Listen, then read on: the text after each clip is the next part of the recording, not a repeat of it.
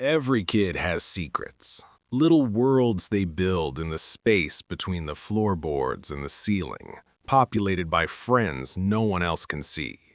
Most of us grow out of it.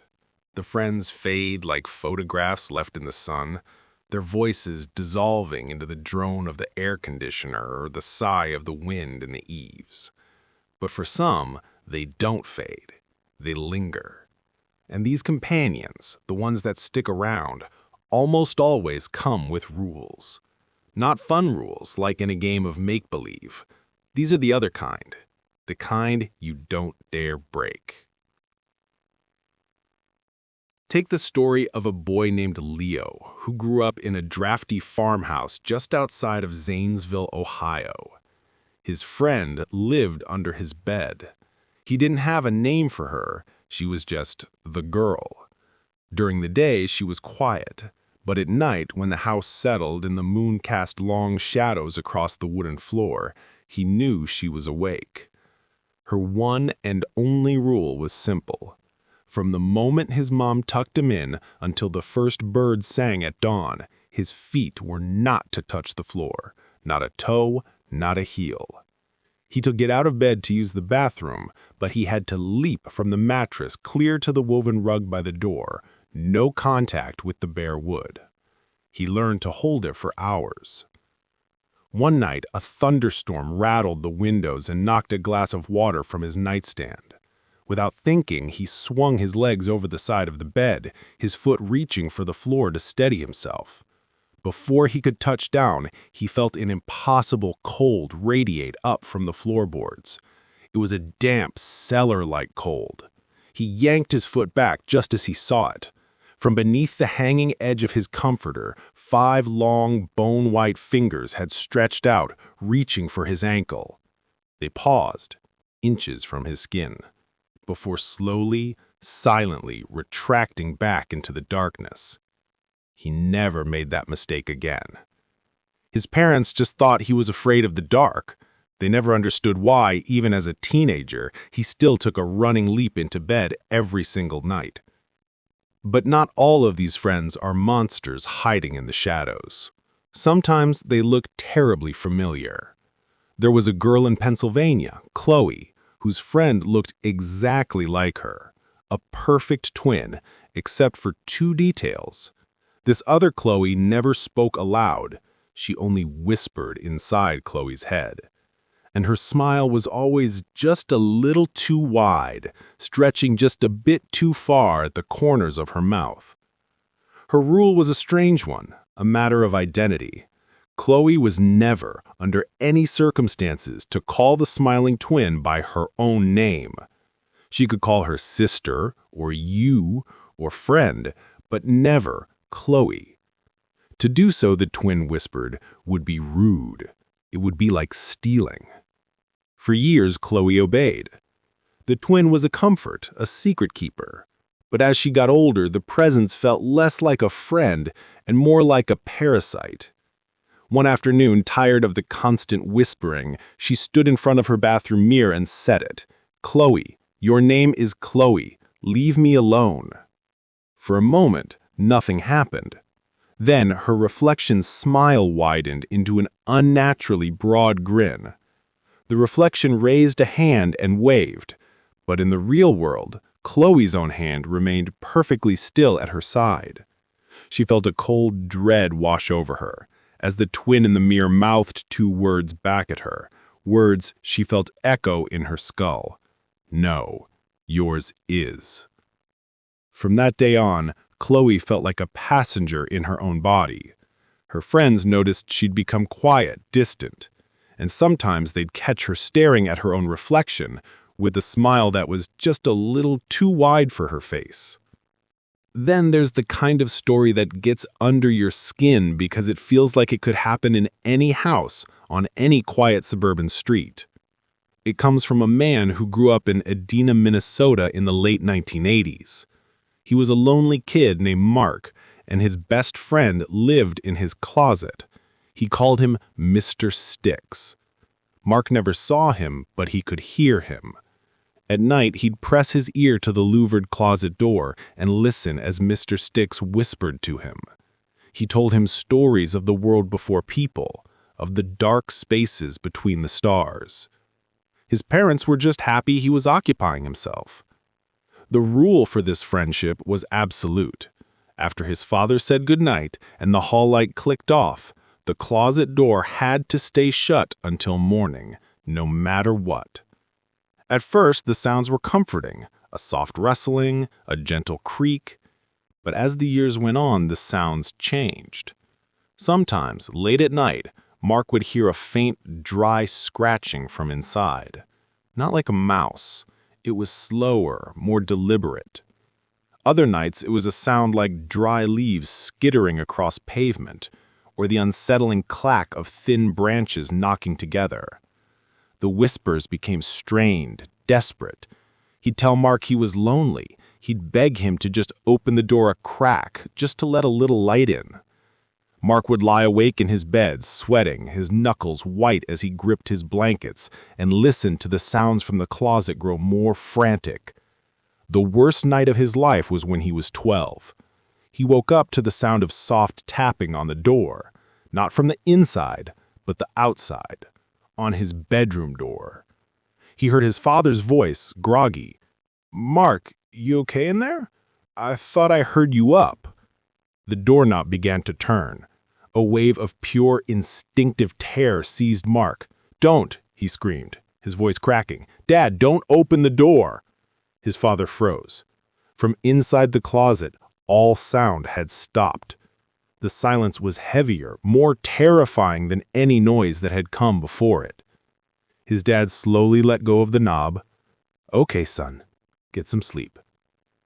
The next morning, Mark noticed a long, thin scratch running down the outside of his bedroom door, starting from near the doorknob and going all the way to the floor.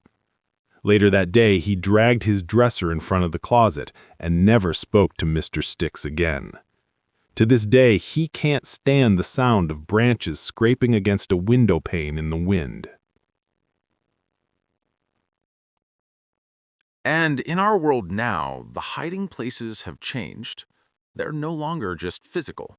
The shadows our children talk to can live inside the devices we give them to keep them quiet. A story has been circulating online, a modern piece of folklore about a 6-year-old named Maya and her tablet. Her parents noticed she kept talking about her jumping friend. They assumed it was a character from one of the hundreds of mindless cartoons she watched on a popular video app. The jumping friend, she explained, had big black eyes and a body made of bright, colorful clay. He would appear in the ads between videos. He told her things. And he had a very important rule. He would present a link, a little button that said, "Play with me." And she must never ever let the ad timer run out. She had to click the link. If she didn't, the jumping friend would get sad. Her parents didn't think much of it until the tablet started acting strangely. The recommended videos became bizarre. Learn your colors, red like blood. Funny accidents on the playground. What does a siren sound like outside your window? One evening, Maya's father was sitting with her as she watched. The ad popped up. A jerky, stop-motion character made of mismatched clay, with huge vacant black buttons for eyes, bounced on the screen. The father watched the 5-second countdown timer. As it hit 2, Maya lunged forward and jabbed the link with her finger. "You have to click it, Daddy," she whispered, her eyes wide. "He gets so sad." The next day, her father decided to test it. He put on a video and waited. The ad with the clay man appeared. This time, he held the tablet his thumb over the skip ad button that would appear. He let the timer hit 0. He hit skip ad. The cartoon Maya was watching resumed. But that night, as he was putting her to bed, Maya started crying. She said the jumping friend was mad at him now. When her father picked up the tablet later to clear the history, he saw a new video on the recommended feed. The thumbnail was a blurry picture of their own front door, taken from the street. The title read, "I can still see you when you close your eyes." But the story that stays with me the most, the one that feels like it's been scraped from the deepest, oldest layer of American dread is my own. My friend didn't live under the bed or in a closet. He lived in the glass. I first met him when I was 5, in the reflection of the big picture window in our living room after dark. He was a long, dark shape standing just behind me, taller than my dad and impossibly thin, like a silhouette cut from black paper. He didn't speak, he didn't move.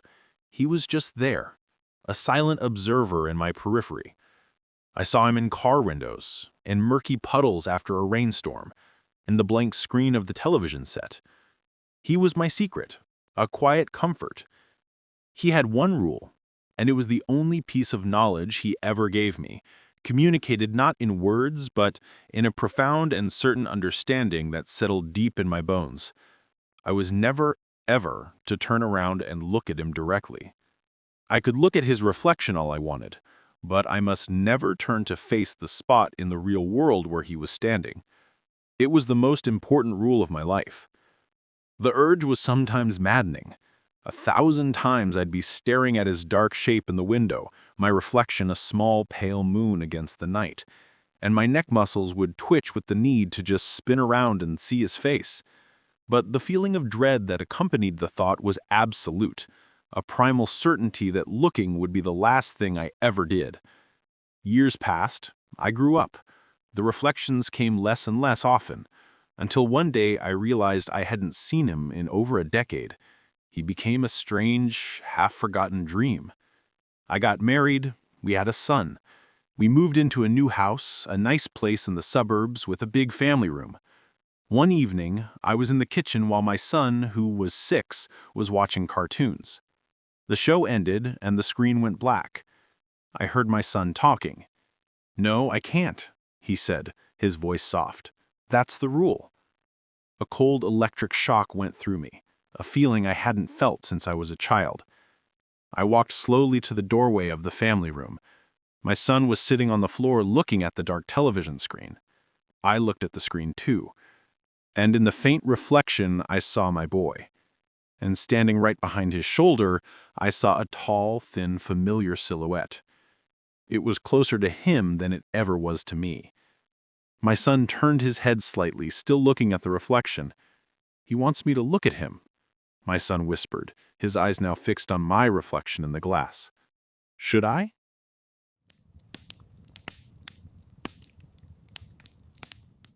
There's a unique kind of darkness that you only find deep in the woods, miles from the nearest town. It's the darkness of a summer camp. During the day, it's all forced enthusiasm, friendship bracelets, and the smell of sunblock. But when the sun goes down and the only light comes from a crackling fire, the counselors gather you close and tell you the real reason for the rules. They're not just about safety, they're about the stories. Every camp has them, legends that have soaked into the soil, tales that cling to the pine needles, and you quickly learn that the most important rule is to listen. It starts with the water. At Camp Sequoia, nestled in the murky folds of the Ozarks, the crown jewel was a dark, spring-fed lake. The #1 rule, the one they repeated until it was burned into your brain, was no swimming after sunset. The counselor said it was about safety, about unseen rocks and currents. 4 boys from Cabin 7, all cocky 15-year-olds, decided that was a lie. On a humid July night, they slipped out of their cabin and crept down to the docks. The lake was a sheet of black glass under a sliver of moon. The air was thick with the sound of crickets. They dove in, one after another, the cold water a welcome shock. For a few minutes, it was perfect. They splashed and laughed in hushed voices. Then, one of them, a kid named Tyler, felt something brush against his leg. He said it felt long, smooth, and cold, like a massive fish. He tried to laugh it off, but his voice was tight. A moment later, another boy, Matt, yelled. It was a short, sharp sound, cut off abruptly. The others turned to where he'd been treading water. In the faint moonlight, they saw his head tilt back, his mouth open in a silent scream, and then he was gone. There was no struggle, no thrashing, just a smooth, quiet pull, as if a giant hand had reached up from the bottom and gently taken him. The remaining 3 scrambled for the dock, tripping over each other in a blind panic. They never found Matt's body. The official story was that he'd gotten a cramp and drowned. But the other boys knew. You don't get cramps from something long and smooth that brushes your leg in the dark. But some warnings aren't about monsters. They're about places. Places that remember. In upstate New York, Camp Blackwood was old, built in the 30s, and its most infamous spot was Cabin 9. The story was that back in the 70s, a quiet, withdrawn girl had stayed there. One morning, she was just gone. The counselors searched for weeks. They found nothing. The only thing out of the ordinary was inside the cabin, on the wall, above her empty bunk. It was covered in hundreds of tally marks, scratched deep into the wooden planks. The camp tried to paint over them, but the story stuck. The legend said that the cabin held an echo, a strange compulsion. And if you slept in the bunk beneath the marks, you might feel it too. Most kids were too scared to try, but a cynical camper named Sarah thought it was all a joke. She insisted on taking the bunk. She fell asleep tracing the old marks with her finger, wondering about the girl who'd made them. She woke up just before dawn with a stinging pain in her forearm. She looked down and saw a thin red line of blood welling up from a scratch. It was perfectly straight. As a cold fear trickled down her spine, she looked up at the wall. There, amidst the faded gray scratches, was a single fresh mark. It was dark, wet, and crimson. It hadn't been there when she went to sleep. She was out of that cabin before the sun was fully up, and refused to speak about it for the rest of the summer. She never forgot the feeling, not of being haunted, but of being counted. Then you have the legends that feel older, woven into the landscape itself. At Camp Chippewa in Wisconsin, the warnings were about the dawn, specifically the thick fog that often blanketed the lake in the early hours. The counselors who ran the fishing expeditions had a special rule. If you saw the man in the canoe, you didn't look at him. You didn't point. You didn't wave. You just looked away and paddled back to shore. They said he was a fixture, a silent paddler in a birch bark canoe who sometimes appeared in the densest part of the fog. He was always in the distance, a hazy silhouette that never got closer and never got farther away. Most kids thought it was just a spooky story. A young counselor named Ben knew that summer, thought it was ridiculous. He was determined to prove it was a trick of the light. One morning, he took a canoe out with a few early rising campers, all no older than 10. The fog was like a thick, white wall. And then they saw him, a dark shape in a canoe, motionless, about 100 yards out. The kids went silent, their eyes wide. Ben just smirked. "Watch this," he said, and started paddling hard straight for the figure. He told the kids to wait by a small rocky outcropping. The figure didn't move as Ben's canoe cut through the water towards it. He got closer and closer, but the fog swirled, and for a moment he lost sight of it. When the mist cleared, he was right where the canoe should have been. But it was empty. Just an old, weathered birch bark canoe drifting aimlessly. There were no paddle marks in the water around it, no sign of anyone. A chill went down Ben's spine. He turned his canoe around and paddled frantically back towards the outcropping where he'd left the children. As he got closer, he could see their small shapes on the shore, huddled together. They were all staring at something, or someone. Standing silently beside them, his clothes dark and dripping with lake water, was a tall, gaunt man. Ben couldn't see his face in the fog, but he didn't need to. He knew, with a certainty that turned his blood to ice, that it was the man from the canoe.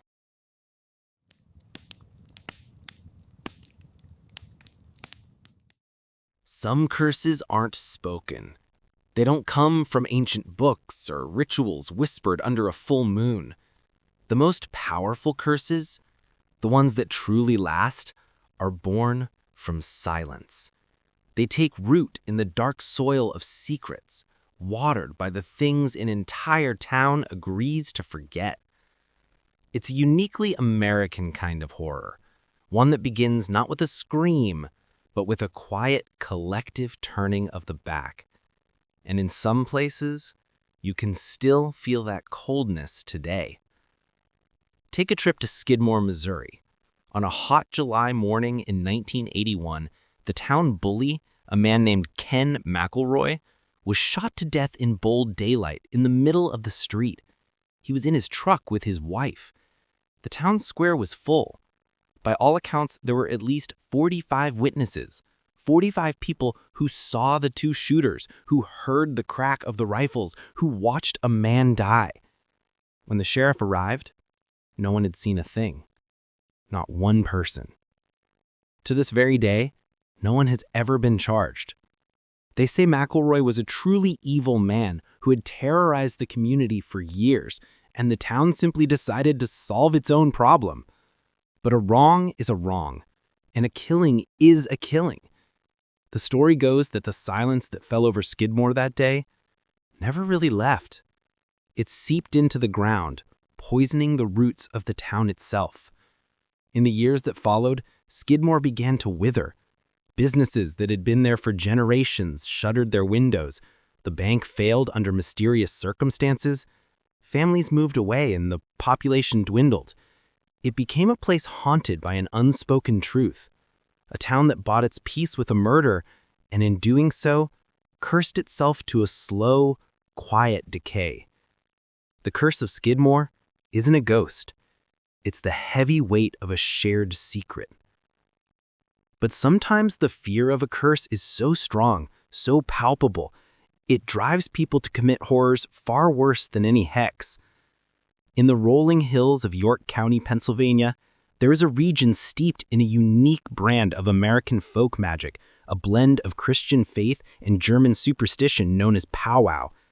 For generations, people there believed in the power of charms to heal and hexes to harm. In 1928, a man named John Blymeyer became utterly convinced that a local farmer and suspected witch, Nelson Remeyer, had placed a curse on him. Blymeyer claimed the hex was killing him slowly. He couldn't keep a job, his health was failing, and his mind was clouded with a constant, unshakable dread. Desperate, he sought the help of a local powwow practitioner, a young woman who told him the only way to break the curse was to get a lock of Remeyer's hair and bury his personal book of spells, his grimoire.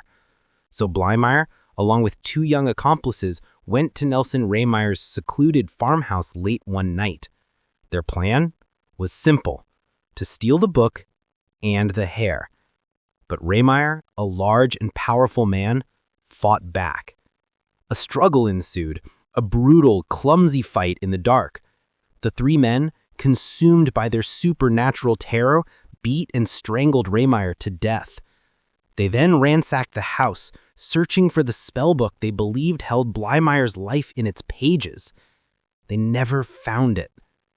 After they fled, something strange happened. A fire broke out in the farmhouse. But the story locals tell is that the fire acted in an unnatural way. It consumed much of the house, but when the authorities arrived, they found the flames had refused to touch the room where Nelson Remeyer's body lay, as if the dark energy of the murder had created a space too cold even for fire. Blymeyer and his accomplices were caught, their belief in a curse no defense for the very real crime they committed. The event became known as the Hex Hollow Murder, a chilling testament to how the fear of the supernatural can create monsters of everyday men. But what if the mark of a curse wasn't hidden in misfortune, but displayed for all to see? In the quiet coastal town of Bucksport, Maine, stands a granite monument to the town's founder, Colonel Jonathan Buck. It's an imposing, respectable memorial for a town father, but on its surface is a dark stain, an unmistakable shape that has baffled and disturbed residents for over 200 years. It looks like a woman's leg and foot, perfectly outlined in the gray stone. The legend, whispered for centuries, is that Colonel Buck presided over the execution of a woman accused of witchcraft. As she was put to death, she cursed him, proclaiming that she would dance on his grave forever. Years later, when the monument was erected, the strange stain appeared. No amount of cleaning could remove it. It's been scrubbed with bleach, blasted with sand, and according to some stories, the entire stone block has been replaced, only for the ghostly image of the leg to slowly, inexplicably reappear. It remains there today, a permanent public mark of a centuries-old curse, a chilling reminder that some stains can never be washed away.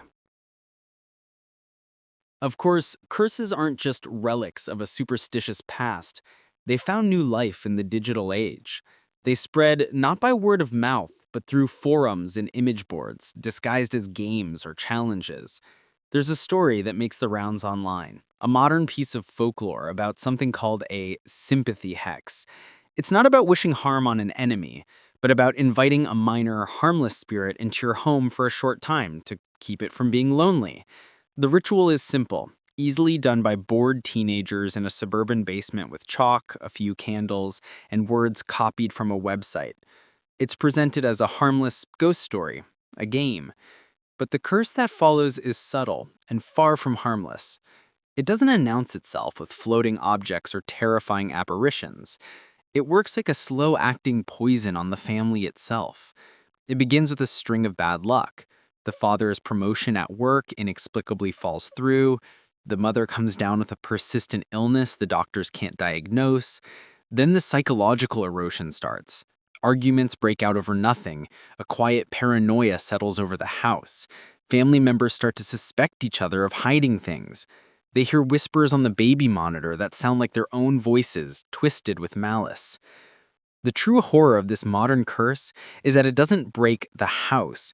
It breaks the family inside it, turning love into suspicion and trust into fear, until the home is just a collection of isolated, lonely people trapped in a quiet, creeping dread they accidentally invited in. But of all the tales of American curses, one stands alone, so well documented, so profoundly strange, that it remains the only case in the nation's history where a government entity officially acknowledged a death by supernatural means. It is the story of the Bell Witch. It began in 1817 on the farm of John Bell in Adams, Tennessee. The Bells were a respected, hardworking family living a simple life on the frontier. The first sign was an animal. John Bell saw a creature in his cornfield with the body of a dog and the head of a rabbit. He shot at it, and it vanished. Soon after, the sounds began inside their log home. Faint scratchings on the walls, then knocking, then the sound of a person choking and gagging. The invisible force soon focused its torment on the family, particularly the youngest daughter, Betsy. It would pull her hair, slap her face, and leave welts and bruises on her skin. Soon the entity developed a voice, a faint, high-pitched whisper that grew stronger over time.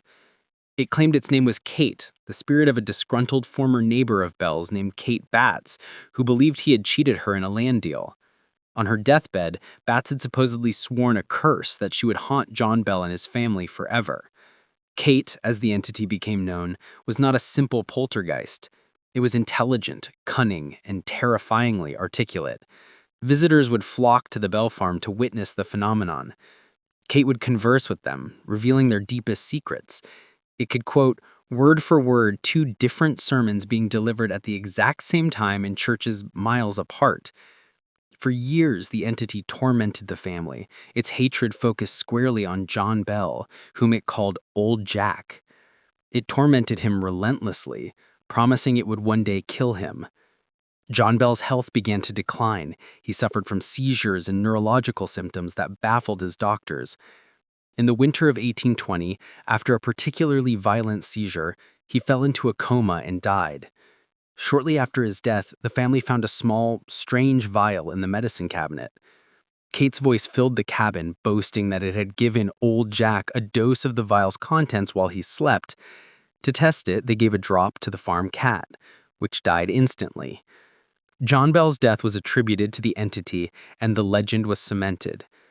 Kate lingered for a short time, tormenting the rest of the family, before finally announcing it would depart. but promised to return in 7 years. And, some say, in the quiet hills of Tennessee, in the place where the Bell Farm once stood, it never truly left.